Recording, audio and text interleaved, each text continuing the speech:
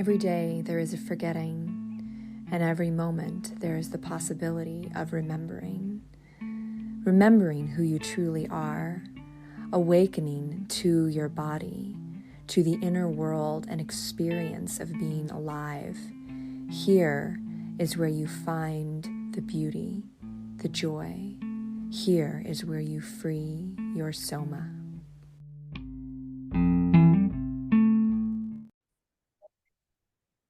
Hello and welcome to Free Your Soma, Stories of Somatic Awakening and How to Live from the Inside Out.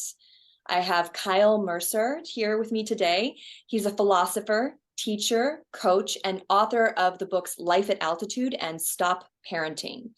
He is the co-founder of Life Coaching Academy, where he teaches his signature style, the inquiry method.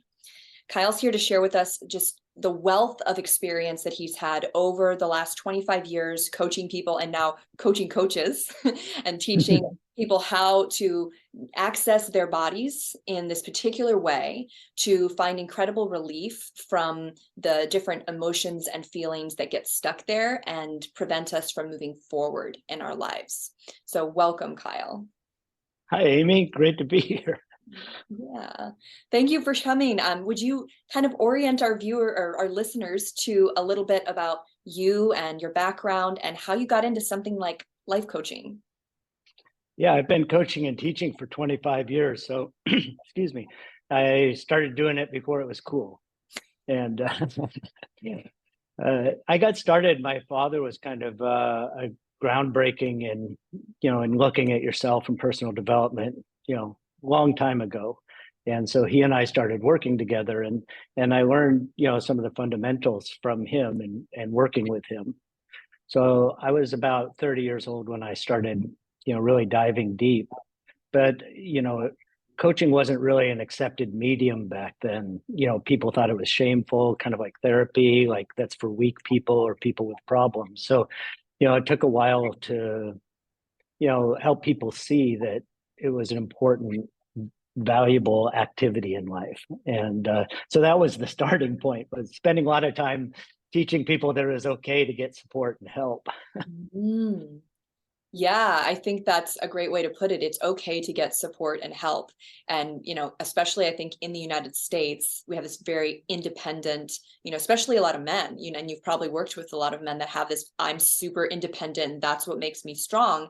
And I think that as a society, there's a gentle, gradual move towards community and cooperation is actually what makes us strong. Being able to be, open and vulnerable enough to say, I need some support is actually a strength. It's not a weakness, right? Absolutely. And you and I both do that. I mean, the fact that you're in this investigation and talking to all these people is just really, really realizing that all the different places that you can reach out to get more bandwidth, to get more experience is just incredibly valuable. Oh yeah, totally. I mean, that's been a turning point for me in my life recently, is just branching out and finding resources and people who can support me in the things that I really find important and that I want to do. And that's really what you're doing at the Life Coaching Academy for coaches who are going to be out there helping other people, is you're giving them tools that are actually going to work. If you could talk a little bit about how you feel like the coaching industry or maybe your specific styles have shifted over the 25 years, because I'm sure that what you're doing now is quite different than what you were doing when you started. Yeah, there's a real maturity in coaching. And when I started out, I had a bunch of ideas and really good ideas and thoughts and concepts and all those things. And so I would take my client, who was sometimes 20 or 30 years older than me, much more successful than me, and I would try to start telling them things. And what I noticed is when I started telling people things, they would resist or say, I already know that, or, push back in some way, and that I wasn't getting very far with them. So, I was kind of gifted with this experience of getting humble around it. And in that humility, what I would do is I would just start asking questions. And what I found is when I was truly curious and asking questions, they would go deeper and deeper. And then when I'd slip up and want to assert something, I would notice that they resist or push back, and that it just wasn't effective. So my clients kind of subconsciously trained me to find the sweet spot. And the sweet spot was really being deeply curious. And as I asked deeper and deeper questions, they would get to deep truths within themselves and deep truths for themselves and get incredible benefit out of it. And they'd say, "Thank you so much." And I was always like, "Well, I didn't really do anything. I just asked questions." But over the years, I've really refined that kind of innocent curiosity to really an art. It's almost Zen-like in its simplicity. Yeah, yeah, I remember our session together, you asked a lot of questions, and you said at one point, we're going to get into a rhythm, right? And Mhm. what you've discovered is that there's a rhythm to somebody's inquiry. There's a rhythm to somebody's consciousness, that as they start to access these different layers that you're inviting them into through your openness and through your curiosity, that they just start to access deeper and deeper things. And it's part of the rhythm of our bodies, even, that we have these layers of knowledge, right? Yeah, that's right. You know, and like our mind, I call it majority consciousness. Everything we learned, we believe, we think runs the show a lot of the times. And that's helpful in certain circumstances, but it's really not that helpful when we want to grow or change. So a lot about this method is getting somebody out of their head, out of their thinking, out of their beliefs, and into their direct experience. So that rhythm is, you could even say a form of hypnotic trance, where we start to drop in the rhythm and they can't stay in their head. So then we start to find the things that are happening subconsciously, that subconscious beliefs, emotions, traumas, all those things that are really empowering, the coping mechanisms of the mind. So, the first thing is just to get somebody out of their head. So if they can drop into a rhythm with me, then I can ask a question that surprises them. Like in your own head, you can't surprise yourself with a question. It's like your system's already preloaded with the answer. So Right. dropping in with a coach or somebody in inquiry method allows you to get out of your head, like somatically into your body, but also into your beliefs, also into your emotional body. So there's much more room to play with to get at the roots of things. Yeah, well, I found it very powerful. It was a lot of fun to discover, the spaces in my body where, things were being held, and how quickly things shifted, with just my bringing my awareness to it. It's very masterful the way that you led, and, obviously you have a lot of experience. What do you think that, as you're teaching other coaches, what do you think is some of the things that newer coaches are most challenged by when it comes to working with other people, when it comes to working with people and guiding them through processes? What comes up for new coaches? I think this is also universally true, but particularly with coaches, is there's an idea that I'm a coach, and so that I need to give value. I need to show my worth. That when I'm in it to show my value, my worth, my contribution, then I see you as kind of the object that needs to change or shift so I can feel good about myself. Right. So then I start using force in a way on you. I get frustrated.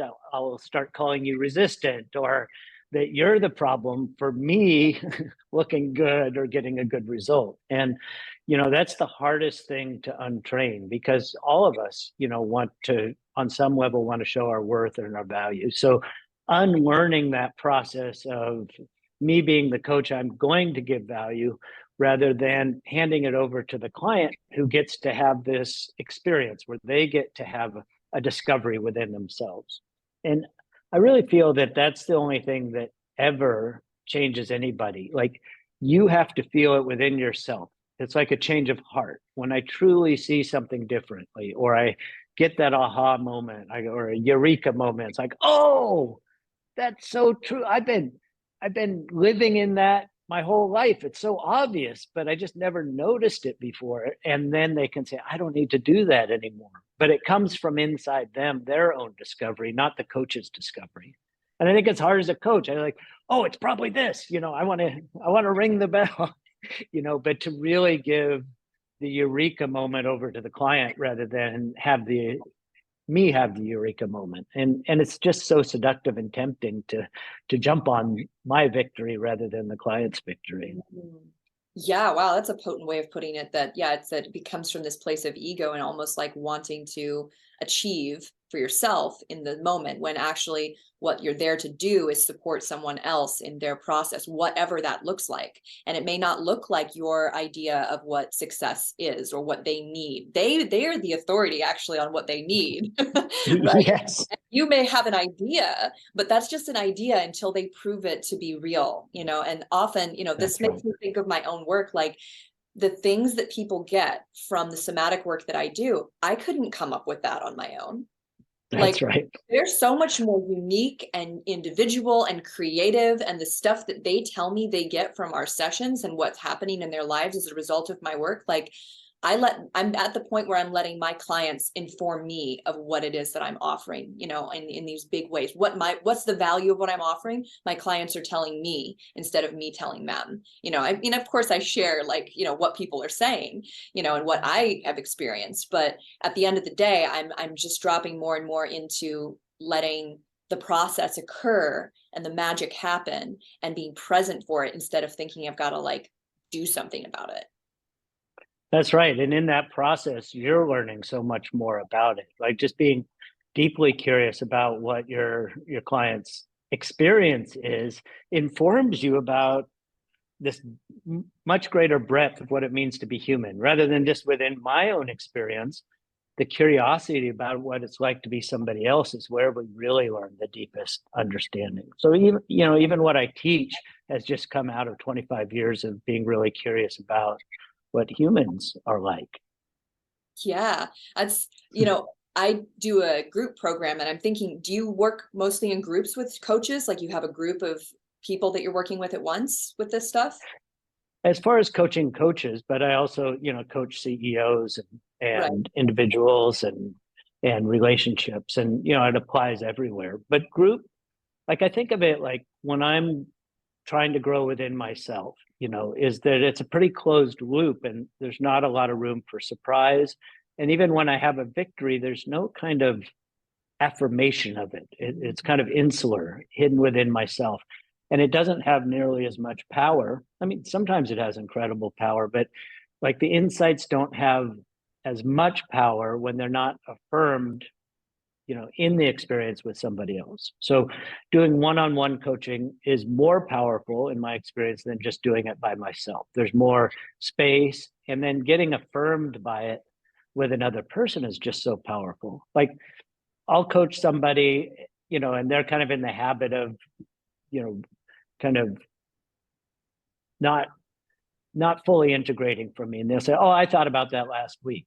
And I'll say, "Yeah, and you thought about 10,000 other things last week." The power of us having this conversation is not only do we have this thought, but now we're just anchoring it as a thought that we're actually committed to, rather than the 10,000 other thoughts we've had. So there's something about that interaction that anchors it and affirms it.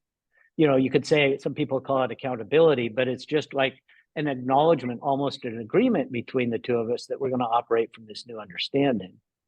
And then when you put it in the context of a group, like when I'm working with a group of people, is there's something about being socially acknowledged for your transformation, ceremony, right?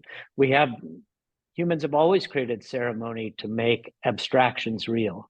So when I do my work in front of a group of people, that I'm seen in my vulnerability, loved, acknowledged, and that acknowledgement just anchors that new understanding on an even deeper level. So, if it was a one working by myself, it's like 10x working with somebody else. It's 100x, doing your work within a group of people, because of kind of the ceremonial affirmation.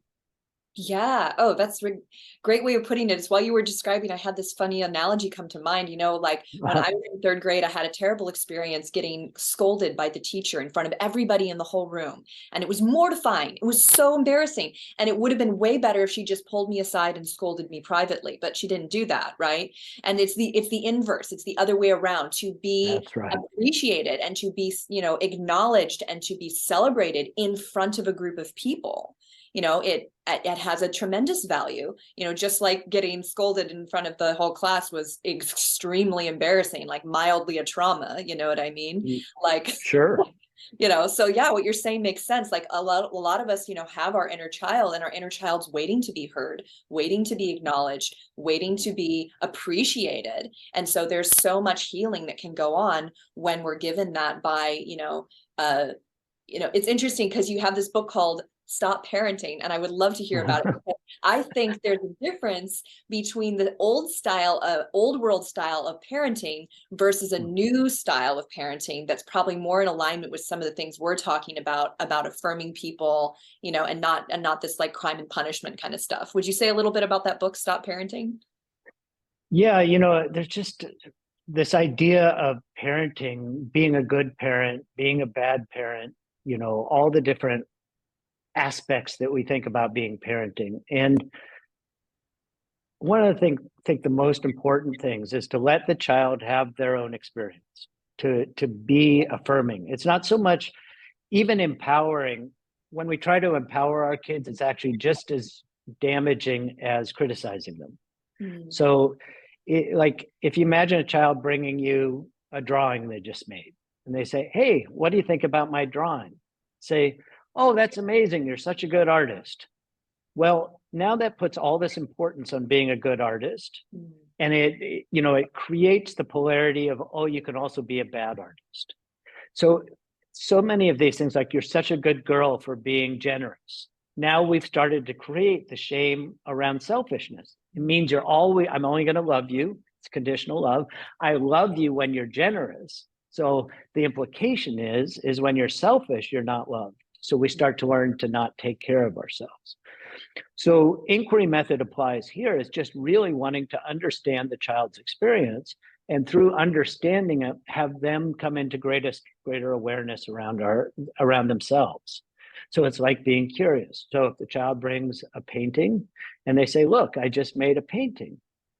And I say, oh, how do you feel about it? Without any judgment. They say, I think it's terrible.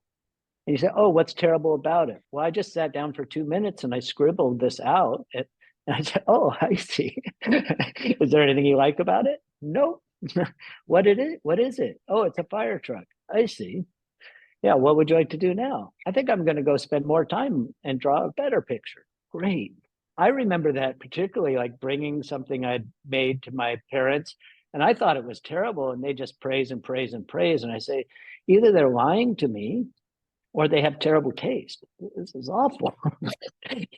So it's like this real quality of being authentic and using inquiry just to be really curious about their experience. And it has so many implications. But the other side of that is so many people are trying to be a good parent that they're not authentic with their kids. And so the most important thing for me about parenting is to be our authentic self. If you're a real jerk, be a jerk. Like that doesn't necessarily hurt the children. What really hurts is inauthenticity. It creates a separation between our somatic experience, emotional experience, and our mind. So I was told, by my father how much he loved me, but I never felt loved. So I had to choose between what I was told by my authority figure and what I felt in my body. And it created a real divide between, how I experienced the world and what I thought. And it's taken a lot to feel that experience, to move through.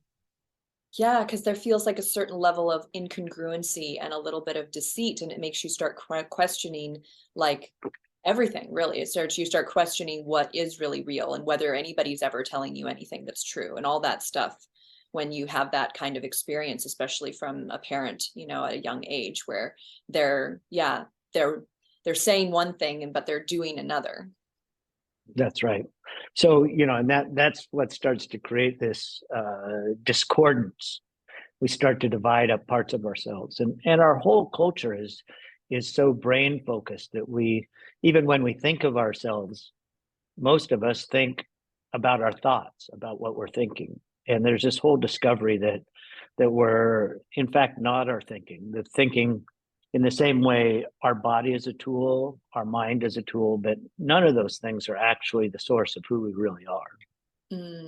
Yes. In my somatic movement work, which you got to experience some of, when we start to like let go of the tensions that have been building up, what people often come back to is this feeling of like, oh, this is who I am. All of that stress that I was holding in my body wasn't me. This is who I am. They start kind of coming back to this. And a That's similar right. thing happens in your work too, right? Where people are taking off the feelings and the struggles that they've been holding. And when they release that stuff, then they're coming back to who they are. And it's not all those thoughts they were having or all those emotions they were feeling. Who they are is something else. And that they have more access to that when they're not flooded with all of this other stuff.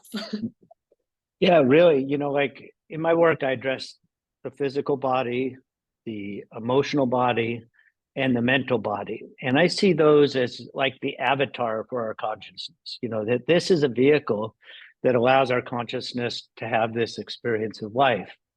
And I really feel like doing the work, like your work, getting the body healed or in alignment, it kind of makes the body invisible. Like the body becomes visible most visible in its trauma, right?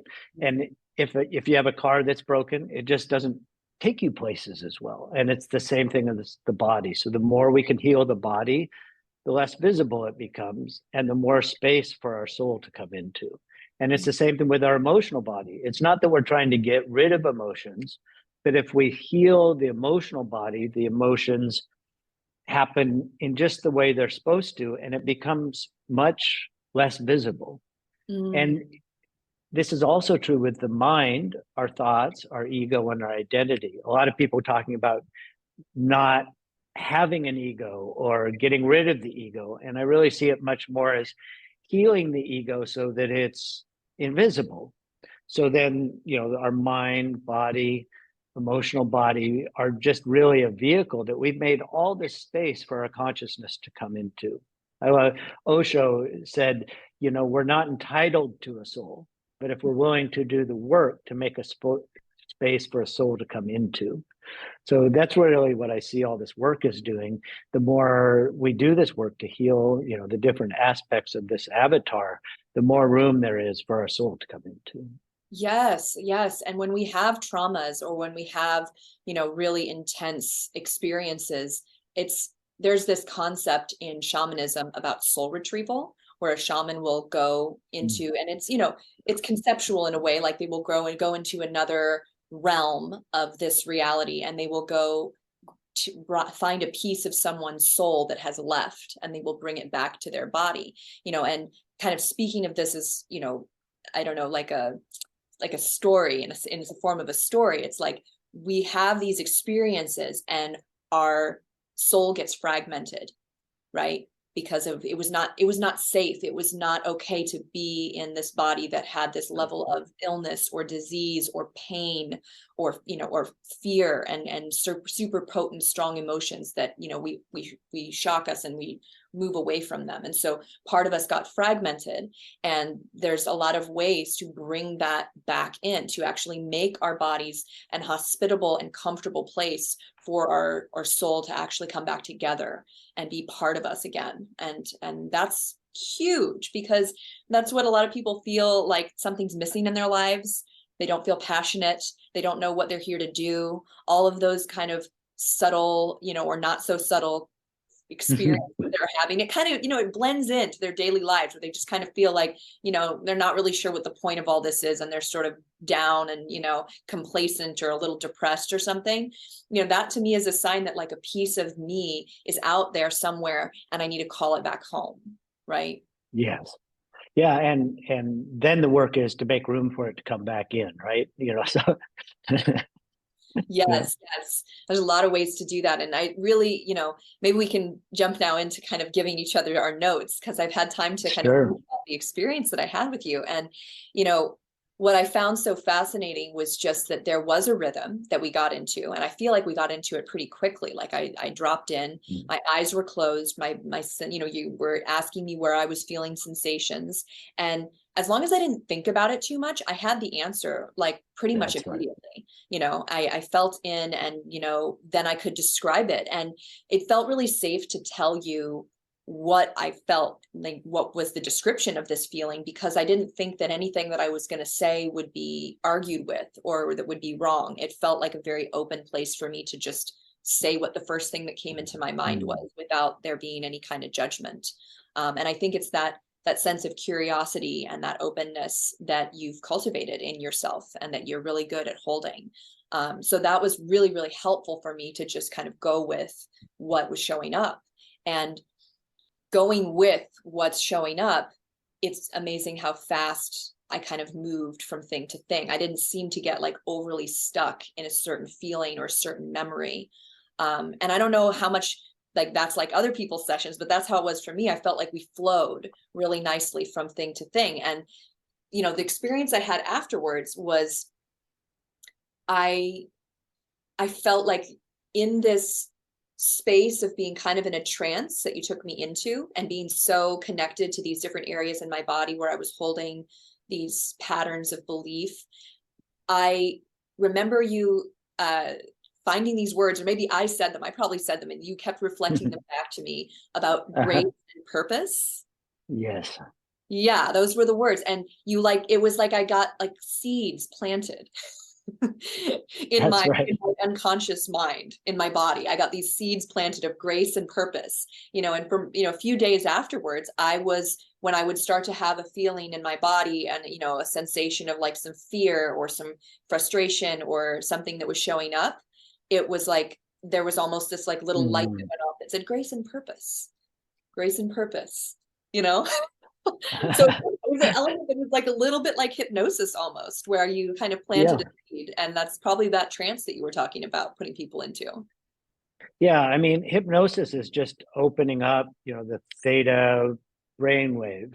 And, one of the things about the parenting thing is in the first 6 to 7 years of life, we're in a theta state, which is a hypnagogic trance, meaning we are open to every suggestion. And that's why those first years of life are so important, because we don't really have the defenses, to edit what people say. So it's like being under hypnosis those first years of our life. So everything we hear comes in, all the reflections come in. So that's why a lot of work happens in those early years of life. And you're right. I mean, that dropping in the context of safety, the rhythm, all that is essentially hypnosis, meaning we're accessing your subconscious. We're bypassing the mental constraints into a deeper aspect of self, which is the subconscious self. And that's where real change happens. Just changing our thoughts and ideas, surface ideas, don't really help much. I don't know if, at least for me, I've got all these thoughts. If I could do everything I think, I would be totally enlightened. so Right. so we have to get to a different part to make the change. Otherwise, it just, I call reading philosophy books just more ammo to beat myself up with. So this deeper work is where it really happens. I couldn't agree more. I mean, I tried for many years, I think that some of that stuff has its place, but you have to get to your body first.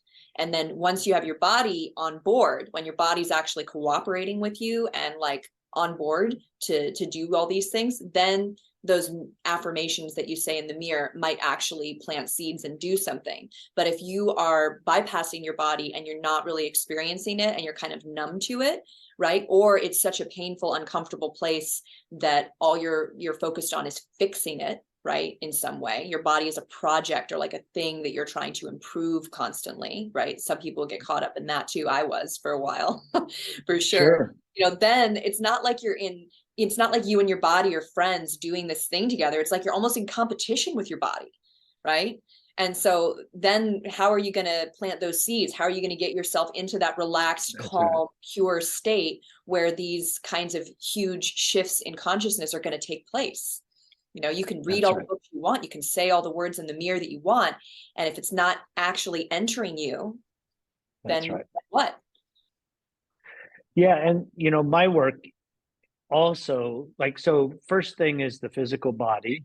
That really has to be established as healthy to do any of the other things. It's the baseline, it's the foundation.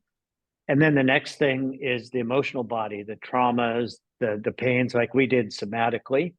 And the more you clear that up, it then becomes the mind. So inquiry method also works with thoughts, beliefs, concepts, self-image, shame, drive. So there's a whole nother level to the work to then clean up the mind so that it is really in alignment. And the more we do that, the more space there is to be that authentic self. And that's the same like with your grace and purpose, it's like that, then you say, oh, I see, that's who I am, and I'm making more and more space to express that into the world. And so that's the work, is that we just keep cleaning up the avatar, so that more of who we really are can be expressed through it. Right. That I am grace and purpose, not all these other worries and labels and judgments That's and, right. fears that I have. Those things aren't me. I might be experiencing them, but who I am That's right. is actually at the true nature of it, grace and purpose in my being. Yes, Yeah. And that's right. reorienting to that, like as all stuff swims around me in this That's one right. soup of consciousness that we're all in. Exactly. Yeah, I've really been reflecting on our session, and the thing that's really been interesting to me and standing out, because I'm into fitness and yoga and all those things, and I was really struck by the difference in how we, I don't know if I'm saying it right, but change the tissues, change the holding in our muscles, because like yoga, is a lot about stretching, and like the tightness in my body, it's like, oh, stretch it. And it's really interesting, this idea of the gentleness, which is similar to my work, is this gentleness can work. And then it's about a slight contraction and then a relaxation. And it just has such parallels to the work I do, emotionally, somatically, is like we're just bringing attention to the part that hurts. And then really we're paying attention to it, noticing it, and then relaxing it. So ever since our session, I've just been playing with this, is bringing in attention to, even not even just my muscles, but an idea or a concept. I've been applying it to a lot of things, is bringing attention to it and then just gently letting it relax and retraining for relaxation. And that's really, I don't know, I could be wrong, but it seems like kind of the baseline of this is bringing attention to the holding in the body, and then giving it the message that it's all right to relax. It's all right to go into your natural form, rather than trying to hold on to something like it's been told to do. It's like we're giving it a new instruction to relax. And I just, it's so poetic, and I think, like my work, so simple, it's kind of counterintuitive in a way, at least in the mental space, but it's so intuitive in how the body works. So it's like this deeper intuition. It's gentle. It's Zen-like in its simplicity, and really at the root of how we want to retrain our bodies and minds to work. Yeah, well, and these micro movements that you were doing sometimes, where they were just really tiny little movements, when you're doing that, you're actually, if your muscles have been in some kind of contraction and you do this tiny movement, which you probably experienced, even though you're doing a tiny movement, you can feel like a bunch of muscles working, right? Absolutely. And you let go. And then that to me is like, we are looking at how much effort you've been using just for every tiny little thing, and Yeah. how actually inefficient that is when it comes to our energy, to be, kind of using a cleaver for the job of a butter knife, what I mean? Right. And what I like to introduce with my clients is this idea of effortlessness, so Yeah. that when they're doing whatever it is they're doing, they're using just the right amount of effort. They're not overdoing it. They're not using, their whole body to reach up and grab a cup out of the cupboard. They're just using the muscles that need to be, engaged for that moment, and then they're releasing them. So again, kind of what you just said, like engaging it, looking at it, sensing it, being with it, and then letting it go, and not getting stuck in that contractive pattern. Yeah, and then just, I think once you have that in your muscles, all the other places you can apply it in your life, because like we have such a cultural idea that it has to be hard to be good. It has to be difficult. You have to commit 100%. You have to give everything, and I think we're finding it's reflected in our bodies, but just in so many places in our lives, that just gentle, present, easy, flowing, just the right amount of energy isn't enough. And so I just love, not only the physical practice that you're doing, but also the metaphor of it, or kind of the mental retraining around it. I think it's just beautiful, elegant, graceful, and purposeful. Yes. Yeah, I love that those words showed up for me. They feel very, very encouraging, almost kind of divinely guided at this point, Yeah. and the way that people are holding, it's invisible to them. I think we also kind of talked about this, our stress and our pain is kind of invisible to us until we start having quote unquote problems. We start having pain, or we start having anxiety, or we start feeling depressed, but it's going on all the time, this like accumulation of different things that we're going through, and it's accumulating and accumulating over the course of our lives. And if we're not doing things to regularly release it or empty it out, right? And that's a big part, I think, of the benefit of being coached by somebody, is that you have an opportunity to kind of let out the stuff you've been holding, whether, like with me, it's the muscular tension that you've been accumulating. That's right. There's a body element to it, but a lot of it, I felt like with you, is very emotional work and shifting these deep beliefs that are not mental, they're physical, right? And life so generous in its ability to point out the places where we're contracted, or where we're holding, or where we have a wrong belief. So, like after a session, my clients, I'll say, "How do you feel?" "I feel great. Like I feel just ready for everything." And I say, "What I really want you to do is, after the session, just watch and see if you can catch the moment that you lose that. Because whatever happens in that moment when you lose it is the entry point for following the thread down to another thing. And it can be the smallest thing, like just, getting triggered by an angry grocery clerk. That seems like a minor thing that we would just shove aside. But can be an entry into our deepest pain and hurt, because life is always going to trigger these little things that we're holding, and let us know that we're still holding something. So as we're going along, and then we just keep getting triggered and build up until brah. But if we can start to notice when we're triggered, and get coached or get supported in following the thread down, we can take out a big thing that gets triggered many times during the week, that keeps building things up. So we just keep following those threads every time we get triggered, down to the root of it and letting go, and things just get clearer and clearer.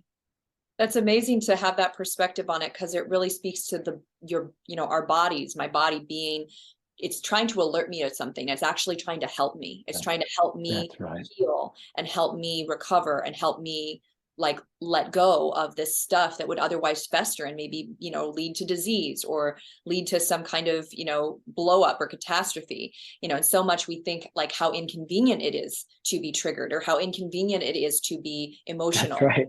Convenient it is to have muscle pain and tension in our bodies, but it's actually just our bodies communicating with us, and they're actually trying to help us. There's great intelligence behind all this discomfort. Yeah, sometimes I think about it as an alarm clock. The alarm clock goes out and you hit the snooze button, and it keeps bugging you, and you hit the snooze button over and over again until you finally decide to deal with the situation. So, and physically, the alarm gets louder and louder each time it goes off. So at first it's just a little discomfort. The next thing is, it builds up to a herniated disc, or it builds up to cancer. So if we can start listening to the alarm when it first goes off, and it's the same with our emotional triggers, it starts in our relationship, and, we just, we're about to get married and the little alarm goes off and we don't address it. We just plow on ahead and then we get married. And I work with people 30 years later where their whole relationship was tainted by that thing that happened the day before they got married, because we didn't address that before we made this agreement and got together. So, it's the same thing in a business, that this thing keeps winding out. So if we can really put our attention when the trigger comes up, get to the bottom of it, resolve it, we don't have to, live with the consequences 20 or 30 years down the road. Yeah. Oh man. Two really great things came up in me while you were talking about that. One is that for both of our work, for the level of like coaching and I guess support and transformation that both you and I are after for people, it requires people to start taking responsibility for the discomfort and the pain and the difficulty that they're having in their own bodies. And I think that really reflects in this idea of the inquiry method, where you're not over there being daddy and telling them what the answer is. You're actually inviting them to experience it in their bodies, and like I've been thinking about this more and more with, who am I selling my work to? Who is going to sign up to work with me to really make this big transformation in their bodies? Is someone who's like recognizing that they're ready to step into greater responsibility for their bodies so that they can have more of the life, for longer that they want to have. They can, a lot of the clients will be like kind of at that turning point where they're like, into their 40s and 50s, they're starting to really feel that muscular accumulation building up. They have multiple injuries, right? And maybe they know there are certain things that they're doing that might not be helping their bodies, right? But the thing that needs to shift in them in order to be able to say yes to working with me is to say, I'm ready to shift this and take responsibility for how I may have created this, and that I'm the one who's going to be able to solve it, because I'm not there to tell them what to do. That's right. It's much easier when the alarm gets loud, isn't it? I'm really hurting.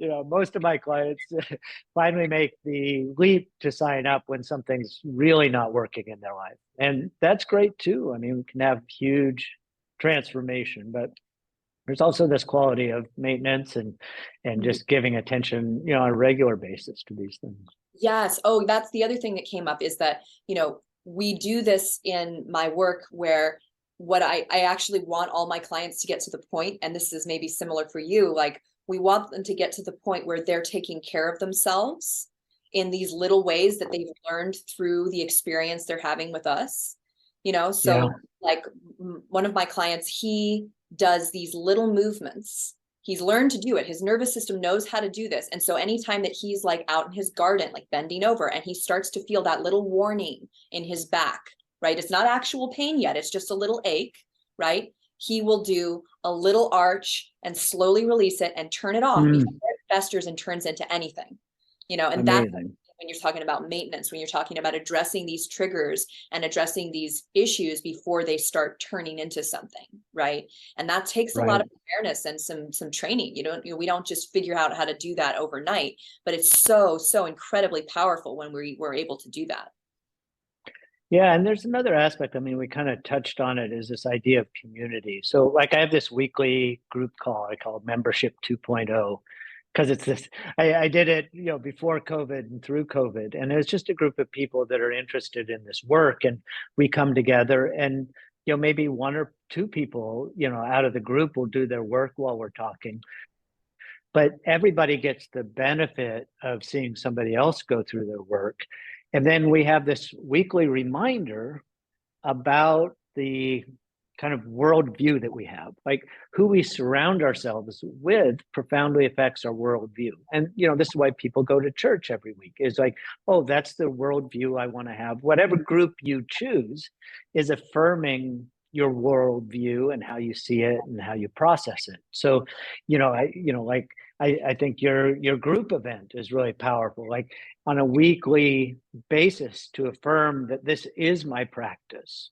For many years, I was in a yoga and philosophical yoga group, and we would meet a couple times a week. Affirmed meditation, affirmed a movement practice, and it affirmed a worldview that really stabilizes us. So as you're picking, who you want to be around, you should, whatever philosophy or approach to life, surrounding yourself with other people that have that life view is just incredibly valuable. So, yoga class or, and a somatic group is, if this feels really meaningful to you, there's nothing more powerful you can do than surround yourself with other people that see it the same way. Just how we're built as human beings is to orient socially. Yeah, that's a great macro view of kind of seeing how this is a, collective experience. It's always really a collective experience. We're not alone, and we don't really develop or do anything in our lives on our own, despite this, mentality of independence that we kind of imagine that we have. Yes. Right.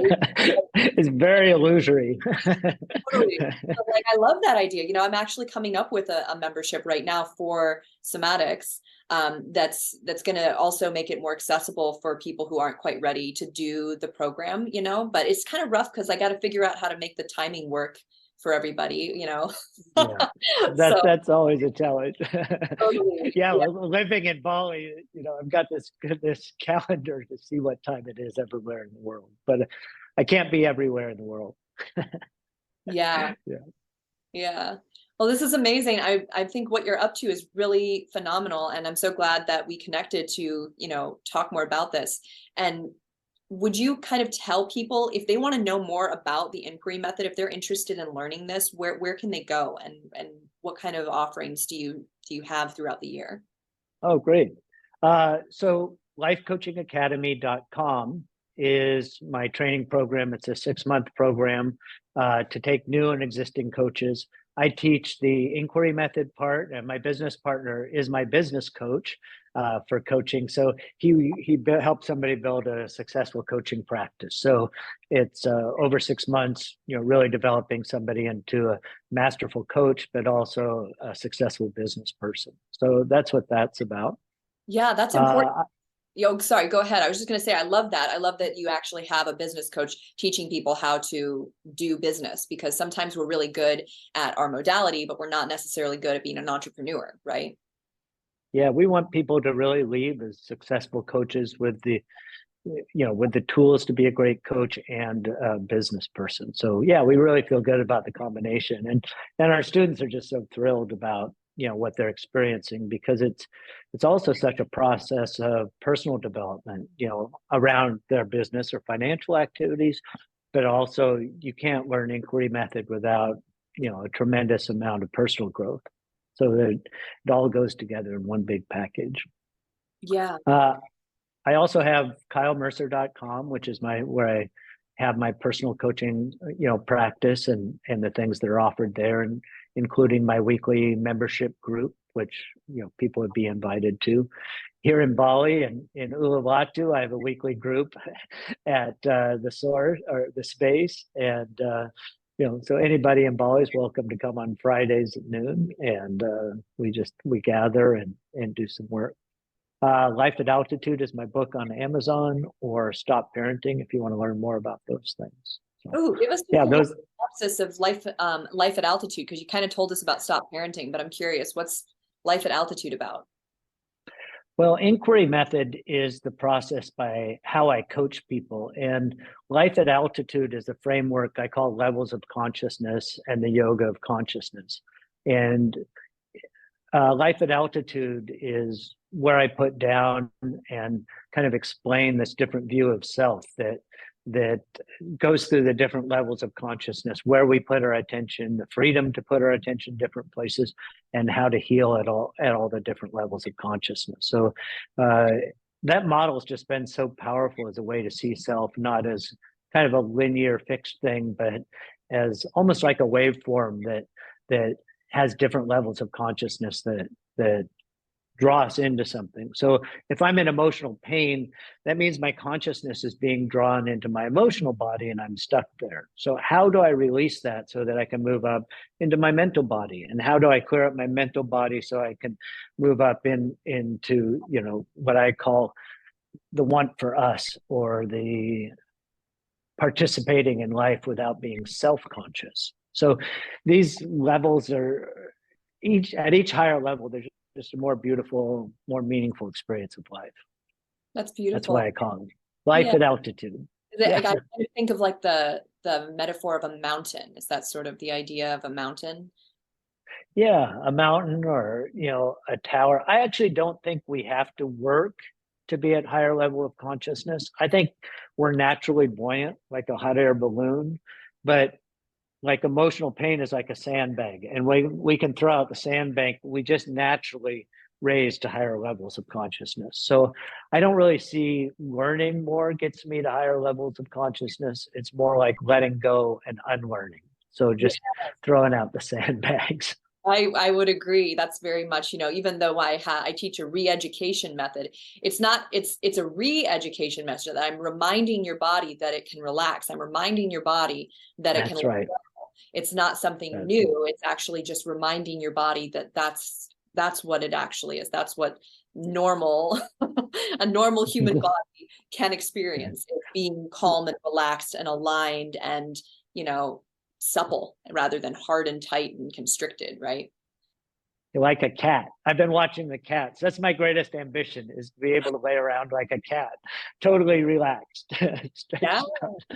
Well, Yeah. that's the same nervous system function that I teach as the cat stretch, or the dogs and the cats and the animals. It's part of our functioning, our nervous system functioning. We just haven't been accessing it. And Right. that's part of the big message that I have for humanity, really, is that how would things shift if we started being more like the cat and the dog? And, what do they do when they, get up after laying down for a while? They do this funny little movement, right? Right. The funny little movements that I teach, those are totally what they are, except we do it as human beings on a voluntary conscious level, which is really powerful, because the cat's doing it because the cat is natural. But here's one thing I learned recently, I found very fascinating, is that in the wild, when animals get injured, or if you ever have a dog or a cat that's gone through some kind of trauma or high continuous ongoing stress, they stop doing that. They funny little movements to readjust. And a lot of human beings are caught up in so much stress, and trying to achieve, that they forget to take care of their bodies, and they haven't learned how to take care of their bodies, but babies do these kind of movements in the womb,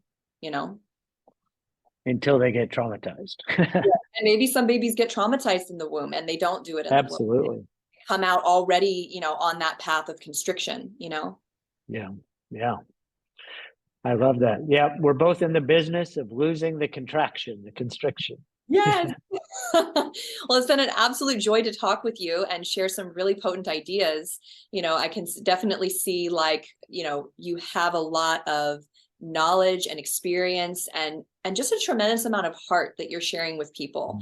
And it's such just a wonderful thing that you stuck with it and you didn't give up on coaching all those years ago when it was considered like a weird thing to do. Thank you so much. Yeah, this has been really, really beautiful. Yeah, thank you. And, you can check the show notes for the, website and the links, and catch up with Kyle there at his academy. If you're interested, if you're a coach that's watching and you want to know more about this method, I recommend it. It was a lot of fascinating, in-depth work for just an hour. I was pretty amazed. Yeah. Thank you so much, my dear. You're welcome. Thank you.